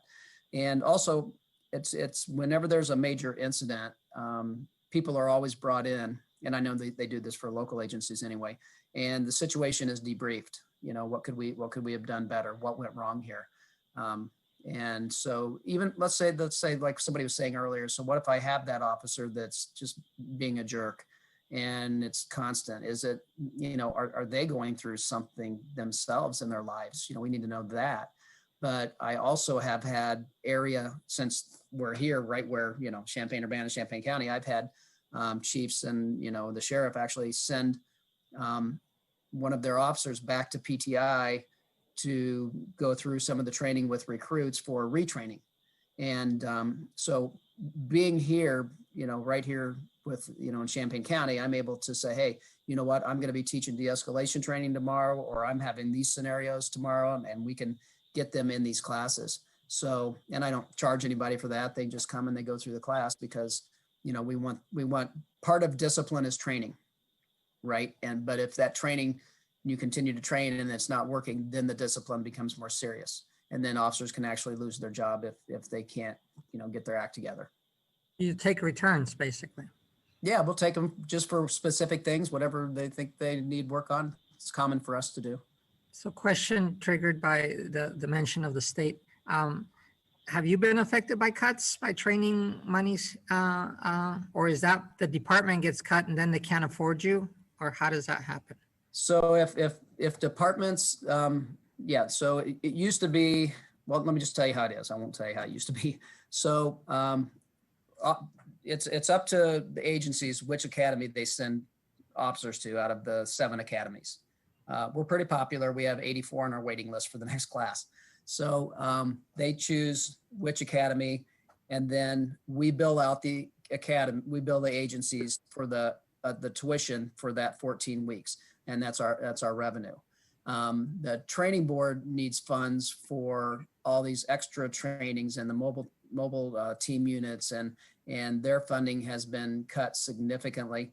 And it's like, we want to do more training, better training. We want to at least hit our state mandates. But when the Illinois Law Enforcement Training and Standards Board doesn't have the funds, that's a problem. And if an agency doesn't have the funds to send their officers to certain training, even if it's free training, they're still having to pay somebody overtime probably. And most departments, and here's where we go with defunding. Most departments are underfunded and most are understaffed in the state. There's some that are doing really good shape, but probably more than not are not in good shape. And it's like, so if they're working minimum staffing, how can I convince them to have all of those non-enforcement contacts? I was training a group the other day and I was telling about a study that I read. And so in this study, it was a pretty good sample size. So they had like 2,000 in the study. So police officers in one neighborhood went and knocked on doors, 1,000 doors, or more. And they just knocked on the door and they said, hey, I'm Officer Schlosser today. I'm just checking in. Is there everything okay in your neighborhood? Is there anything you want to talk about? Blah, blah, blah. Just like little 15-minute conversations. Then they had, it was similar demographics and neighborhoods and things like that. And then they had the other 1,000 where they did not do that. And they did like 3 different pre and post surveys.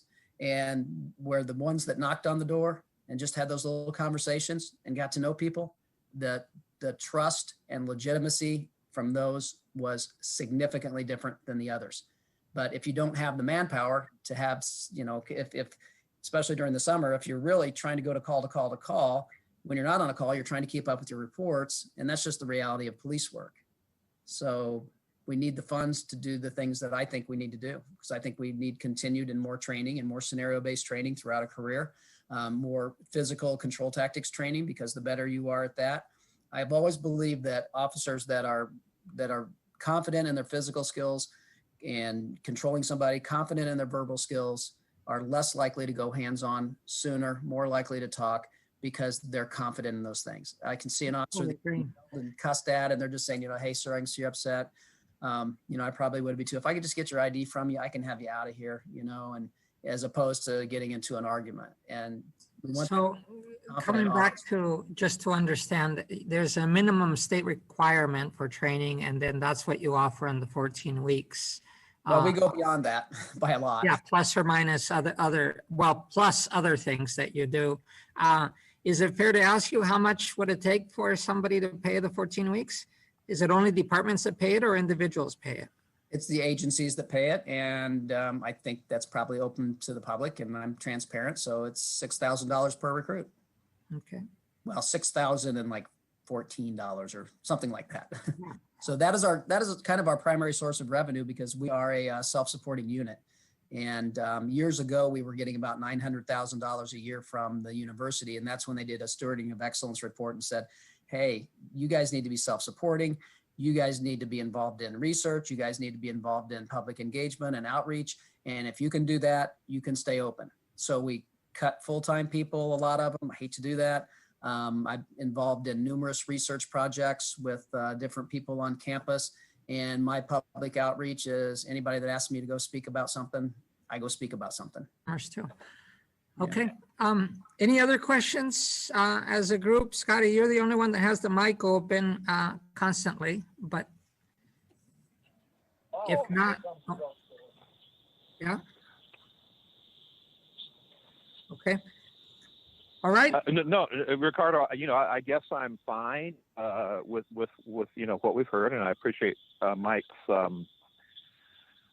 discussion and everyone's participation. I still think there's an interesting seam here that we can work and continue to talk about what to do when the de-escalation techniques and/or command structure kind of breaks down. And so, that's a long continuing discussion. So thanks, Mike. I agree. All right. Thanks for having me. And I didn't even miss my Cubs game tonight because they already played today and they lost. So I'm glad I missed that. All right. All right. Well, any Cardinals? We're good then. Thank you very much for the training. We have a little bit more to do, everyone, but we should just be together, stay together and keep talking, but go ahead, Mike. Thank you very much. Thank you all again. And I'm always available for whatever you want to talk about. Good, bad, comfortable stuff, uncomfortable stuff. I do it all. All right. All right. Bye-bye. Sounds good. Thank you. Take care. Bye-bye. Good. Is there any discussion amongst the group outside of Mike now before we go on to public comment?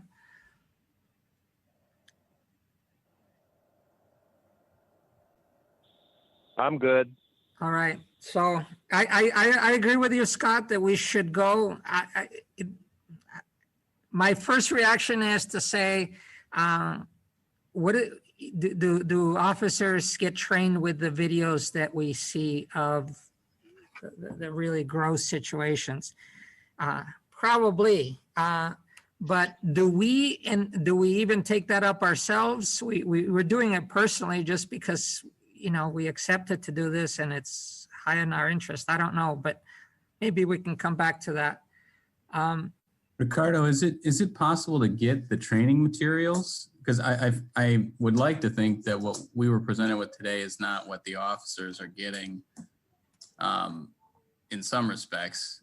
I mean, I know he walked us through it, but this seems very much like a community relations thing, like he described. Yeah, very much. As opposed to the technical things that I think may be useful for us, especially if we're reviewing a video or a body cam. Yeah, I agree with you, Tony. If this is it, then we can form judgment. But if we don't know if this is it, we cannot. But we should. I think one of my interests is to triangulate. I think both from the public perspective, but I think it's just a good practice in this case to triangulate. And I can ask, and I will ask, I put it on my list, but I think the other thing we can do is one of us ought to go and take him up on his offer to go to the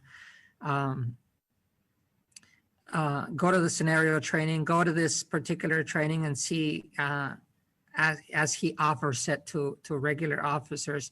I don't think it's insulting when somebody double checks on me or takes me up.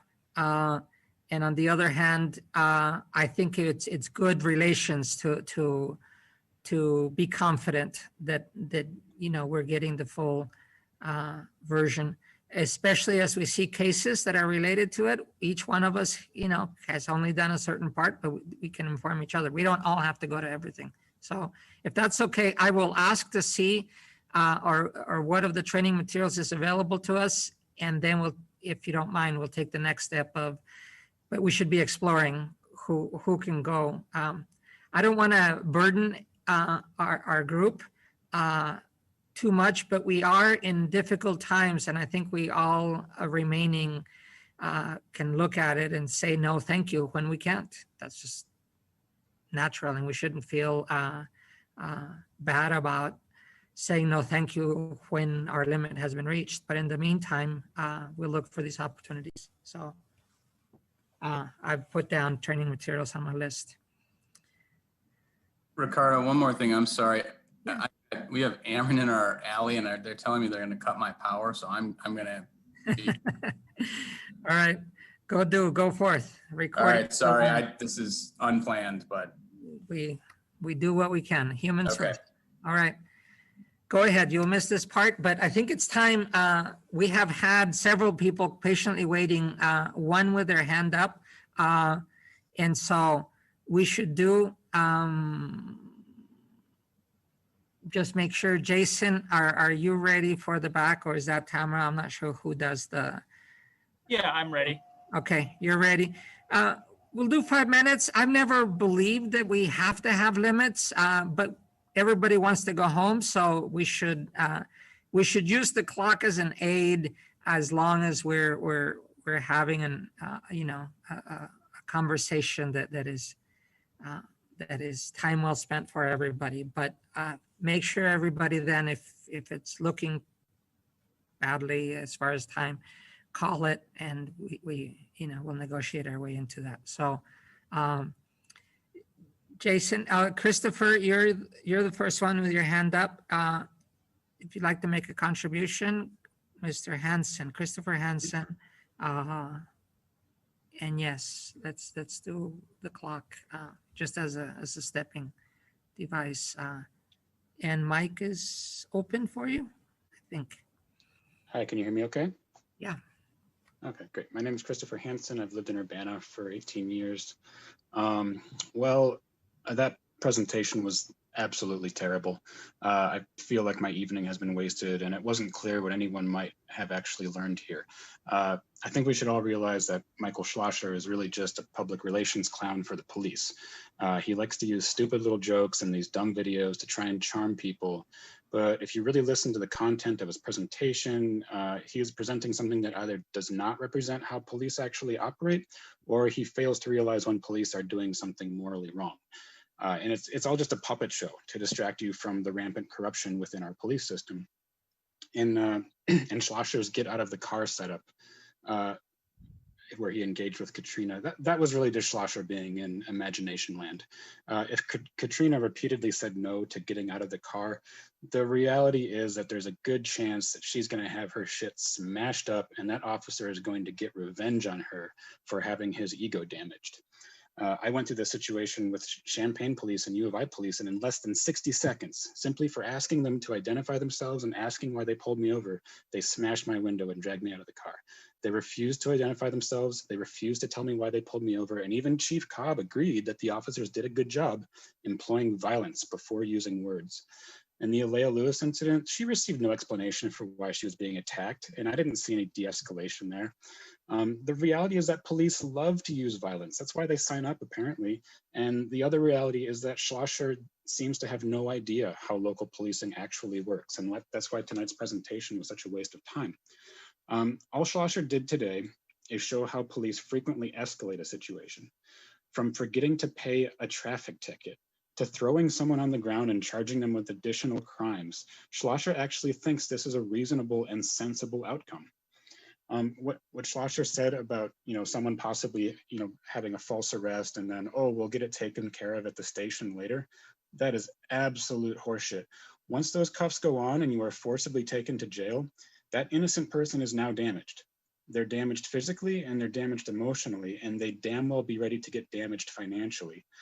This isn't just some little chat. This is a destructive force in this person's life. The police are actually incentivized to charge an innocent person with a crime, because if they can make something stick, then it will be nearly impossible for that person to sue the police in civil court later. Once those cuffs go on, they go to jail, some charges happen. Even if the charges are completely wrong, they better figure tens of thousands of dollars in costs to get the situation fixed, and it's going to haunt them for years and years. That's the reality. Schlosser never talks about accountability, because there is no accountability. So the game we play is that Schlosser can show up and talk about how things might work, and then cops can pretty much violate all those rules and no one will hold them accountable. And we see this all the time. In fact, we almost always see the police help cover up misconduct for their police buddies. So don't let Schlosser's sales pitch trick you into thinking that there are actually checks and balances in policing, because there really aren't. I don't think Urbana residents want our CPRB to simply become indoctrinated with the police approach that we know has not been working. We have a civilian board so that we can have a non-institutionalized voice. And so far, my impression is that this hasn't been working. The CPRB, as we have it, as well as the Police Review Board in Champaign, has had a broad failure to recognize corruption right in front of them. Locally, we have our Mayor Marlin, our City Attorney James Simon, City Administrator Carol Mitten, Vasilia Clark, Elizabeth K. Meharry, the list goes on, Bryant Serafin, they're verified liars at this point, and it's been presented over and over on multiple occasions. These people have knowingly made false statements to the public and to city council members and board members, largely regarding police. And to the public, it's painfully clear that these people are working contrary to the interests of the public and entirely on their personal interest and in the interests of their friends. And this information has been brought to the CPRB repeatedly, but you just ignore it because I suppose it's easier for you. And so going on to the beginning of the meeting, when Ricardo was talking about people resigning from the CPRB, and this has also happened to the CRS in Champaign, when these people resign, they always cite time constraints as the reason. And what is missing in this explanation is the other side of the equation. It isn't worth the time because there's almost no chance of any good coming out of serving on a police review board because your hands are tied in every way. And if Mikhail thought his presence on the CPRB would really make a meaningful difference, I'm sure he would have stayed. And as an expression of this, I want to remind you guys that the CPRB does not even have full access to Urbana Police use of force policies. You guys aren't even allowed to see the use of force policies. Have you considered how absurd that is? How are you supposed to do your job? How are you supposed to recommend changes? I think presentations like this are a huge waste of time. Let's actually get something meaningful done. The CPRB can set up a list of demands for change to the CPRB ordinance and to policies and present those to the city council at any time. Are you guys brave enough to do that? Or are you going to continue to sit back like you have for the past 13 years and let the established interest groups just feed you garbage? Thank you, Chris. Thank you for your contribution, your opinion. We have taken today's time as training. We'll take your points into consideration also as part of our training.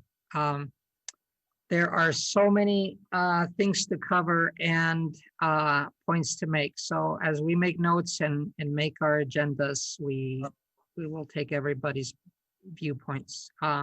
We have two more participants. Tracy is the first one on my list, and then Grace. I don't know who actually came on first. So it's okay. We'll just go with Tracy first. Hi, can you hear me? Yep. Okay, this is Tracy Chong from Urbana. It was just painful to hear Mr. Schlosser's presentation today, with him claiming how proud of how he trains the recruits at the Police Training Institute, to hear him describing how impressed others are with his training.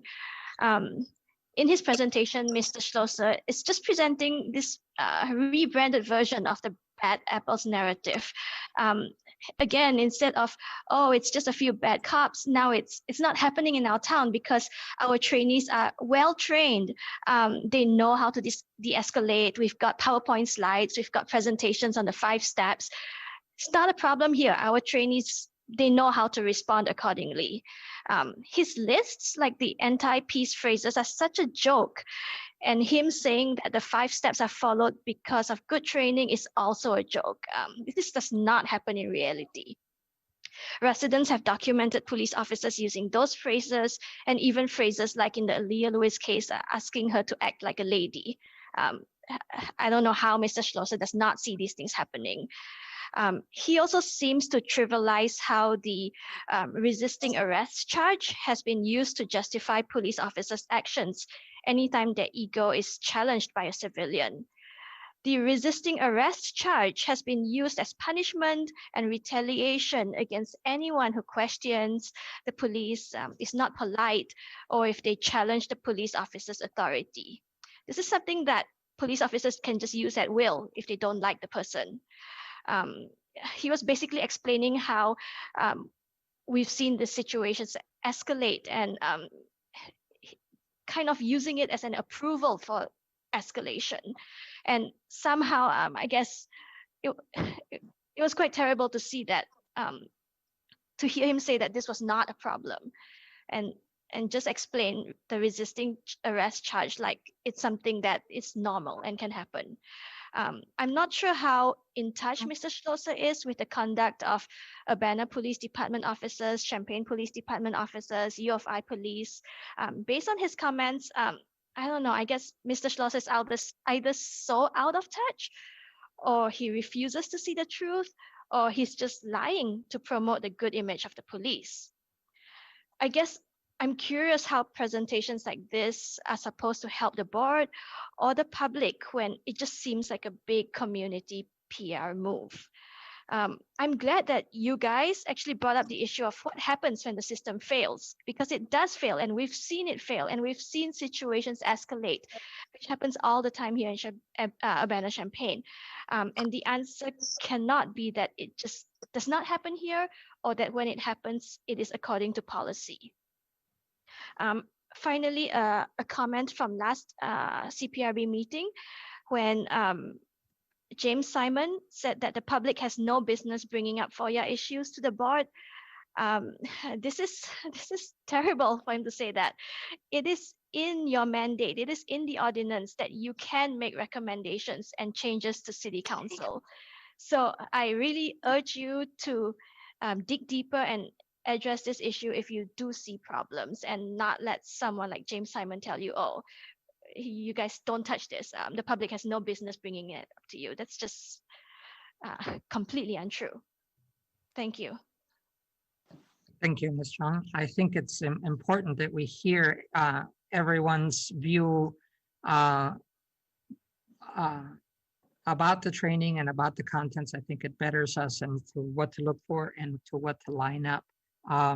2 things just for the public. We are, when somebody doesn't follow what is expected of police, I encourage people to put in a complaint and then to go through the process of coming to appeal, because that's when we get it. And I agree too that we have the prerogative to make recommendations to City Council as to what rules we operate under. And there's right now a list of things that we're working on for that. So we have Grace Wilkin next for comments.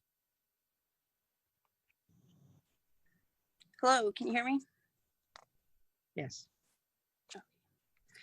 My name is Grace Wilkin. I'm a resident of Urbana, and thank you for taking the time to go through this training and opening it to the public and listening to public input. While this may seem like a nice presentation, I'm wondering what it means in the bigger picture of what actually happens when officers are on duty. Is there actually any tracking or data of how often these steps are followed? I think Katrina asked a great question with that. And are there any consequences for skipping these steps? It seems like there aren't, and the problem is that officers feel threatened in certain situations and not others, and that causes it to be an excuse to justify the use of force. And this happens all the time, like with Aaliyah Lewis and many others.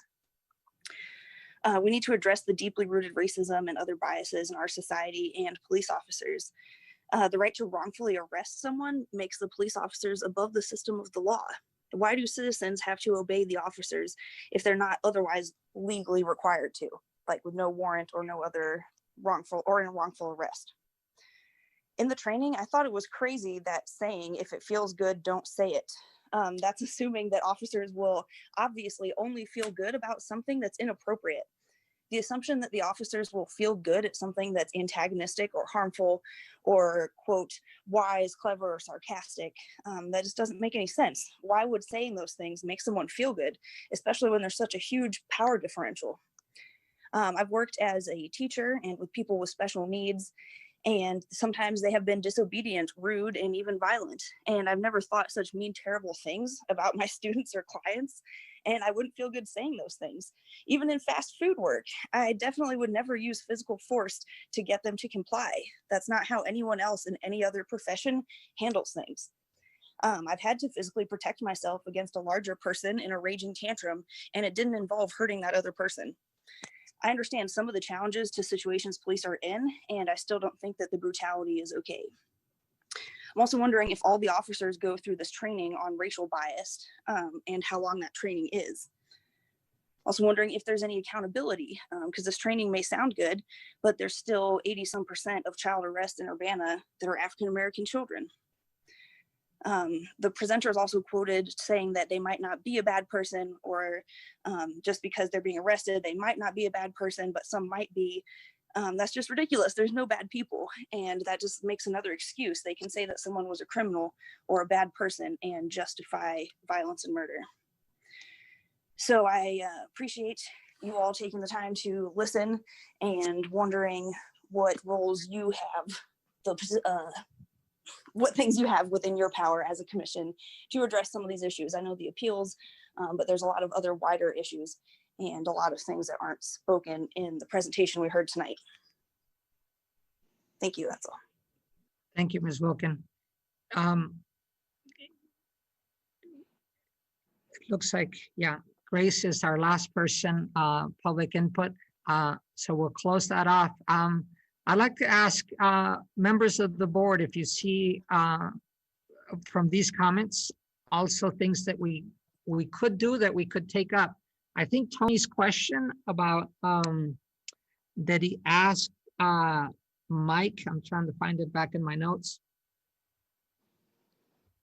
Yeah, efficacy. Are these things being done is the basic question, I think, underlying what you said, Tony. I don't know if you're back yet. Yeah, I'm here. Okay. Because I do think that that's where the measurement is. I know that we have some constraints, but for us, especially during this period, it is a wish list of things that we can ask the council for. So I always view ask after you've done your research and you know what you're asking for. So I don't know if we can turn that into something that can be done. As I mentioned to a couple of you right before that the whole thing started rolling, I just believe that I don't mind it when somebody double checks on me, not, as I said before, triangulating, but also we have the net. We can do research on efficacy of training. We can do research on, these 5 steps. So anyway, that's my first outburst on that. Anybody else have some thoughts on it?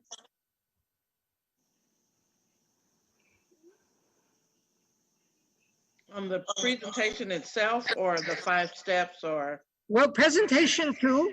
Why not? Okay. I always try to look at things on both sides. I know I'm new to the board in regards to what someone is bringing.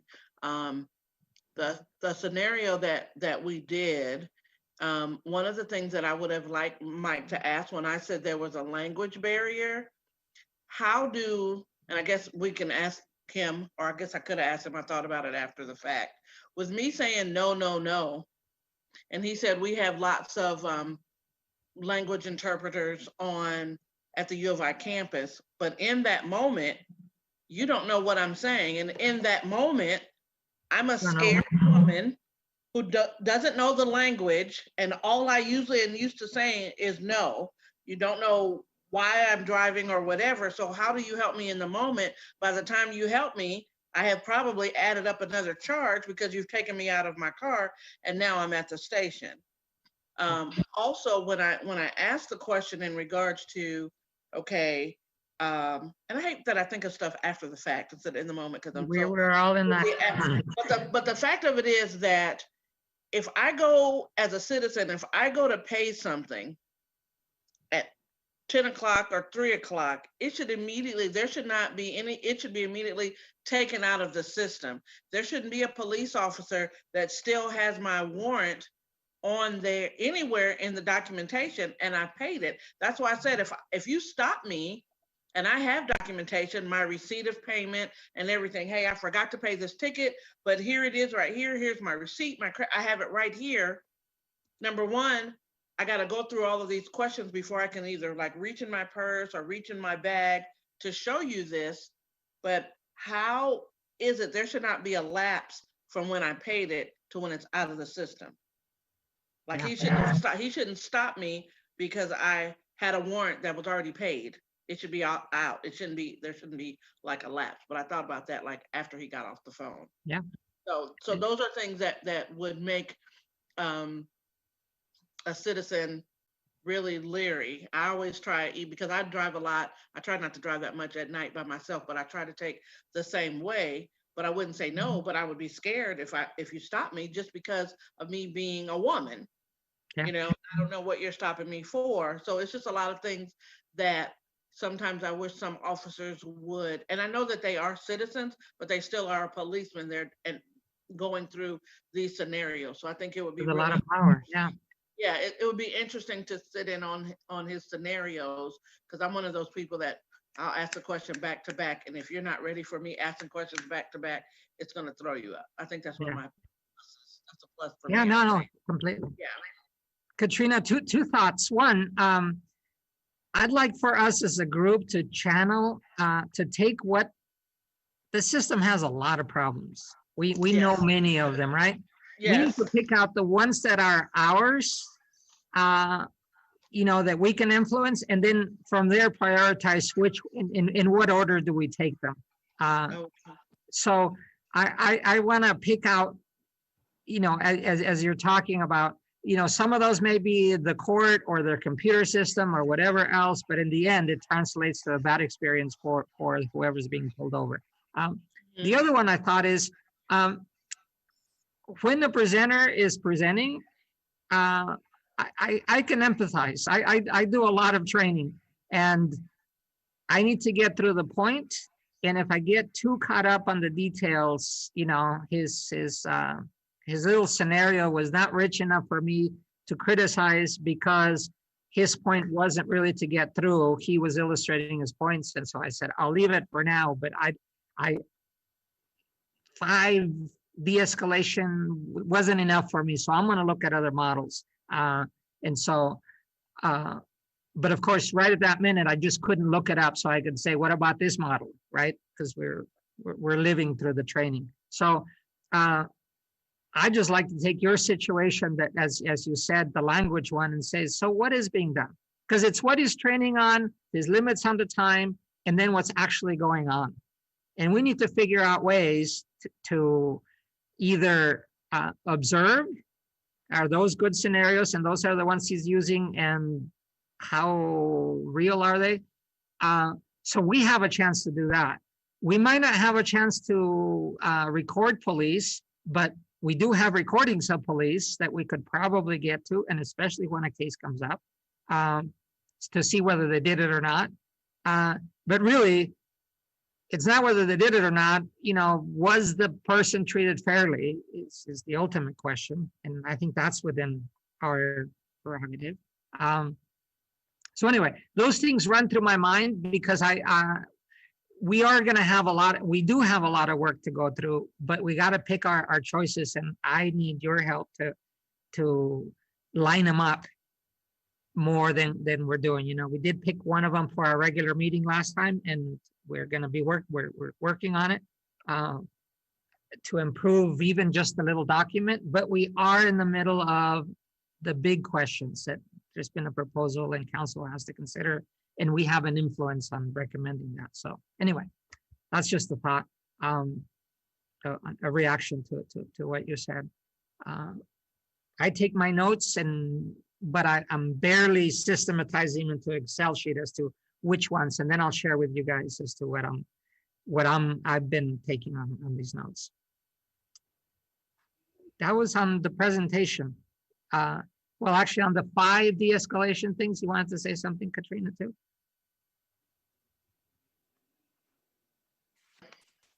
I got my son's mowing. When I asked about if there were statistics from someone going, because I have witnessed, number one, I've witnessed police officers not doing those steps. So it was good to know that there were some steps that they're supposed to do. But I think it would be nice if there was some statistical findings on those officers that, as we all know, because you wouldn't get complaints on someone skipping, going from 1 to 5 instantaneously.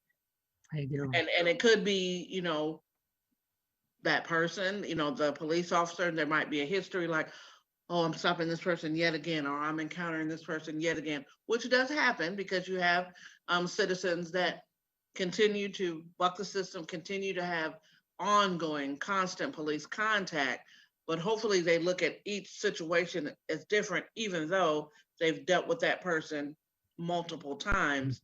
But it would be good to know if there's statistics, if someone is taken into account, hey, did you go through those 5 steps? And I know that he also stated that some officers come back to PTI to be retrained, but who makes that decision?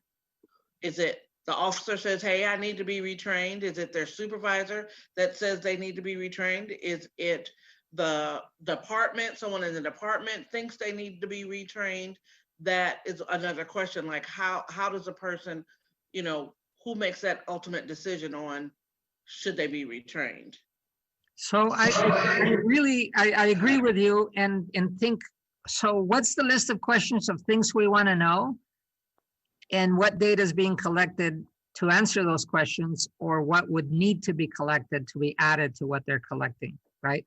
So I'd like to set up a list and open it for questions that people have on data, and then see which of those is answerable already, and which ones we feel strongly that need to be answered and institute whatever collection, and then which ones are beyond the present system's task. I keep thinking there are less than 30 patrol officers for all of Urbana, as I've learned. When you think of 30 people filling all the shifts for 1 week, it just boggles me how it's done. And I know that an answerable thing would be, well, hire more officers to cover more hours. But wait a minute, we're talking about money and we're talking about more officers. That doesn't fit into our present picture. But then how many people are paid? That out of, out of the police budget. That ought to be a question for me that I would want answered, just to get a feel for it. Not even to criticize it. I need to understand it, right? So anyway, those kind of questions, I think we ought to accumulate, put them forward, if nothing else, to satisfy curiosity, and then for us to press on which ones still need to be answered.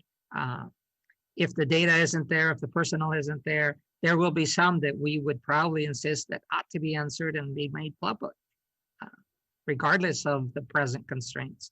There's always going to be limits, but we need to cover up.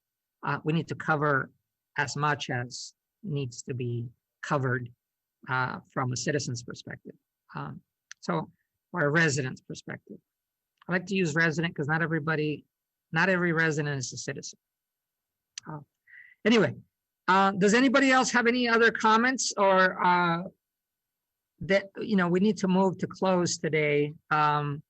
We still have our public with us. So under normal circumstances, I think we'd come back to the topic. Today is one in which we need to move on. We have a regular meeting on the 23rd. Somebody double check me. In a couple of weeks, we decided to do a monthly, and that this one was a special one because it's training and we're all going through all the trainings as stipulated by council. So, all right. No other comments, then please make a motion to adjourn. So moved. Thank you, Scott. Second. All right, Tony and Katrina want to second that. Let's get that done. Okay, I don't know if there's staff here to,